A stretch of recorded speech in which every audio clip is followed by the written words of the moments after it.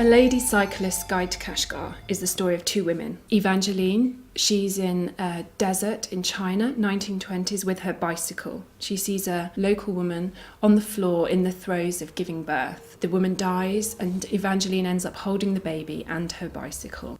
Frida is in modern-day London. She's in her flat on her own and she hears a noise outside. When she looks out through the peephole, there's a man there. She doesn't know why he's there, but she gives him a blanket. When she opens the door in the morning, there is a message left for her on the wall, beautiful feathers interconnected with some Arabic words, and she doesn't know why. The story follows the two narratives and looks at the connections between them. Evangeline is working on her own guidebook to cycling, which was very much inspired by a real manual that I discovered called Bicycling for Ladies from 1893, which has got some really wonderful illustrations and advice such as what to wear, what bloomers to wear, what kind of hat, how to make sure you always have a notebook in your pocket and jot down interesting things that you see on your way. She refers to it as the art of wheeling, which I think is rather wonderful. I love my bicycle. It's a 1964 BSA.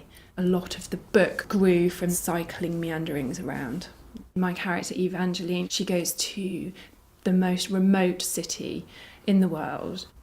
She can't really escape where she's coming from. She can put herself in this completely exotic, foreign, totally unfamiliar terrain, but those questions are still there, and I think that's the same for all of us. As Elizabeth Bowen called it, the return, we are always coming back to the same place and the same things.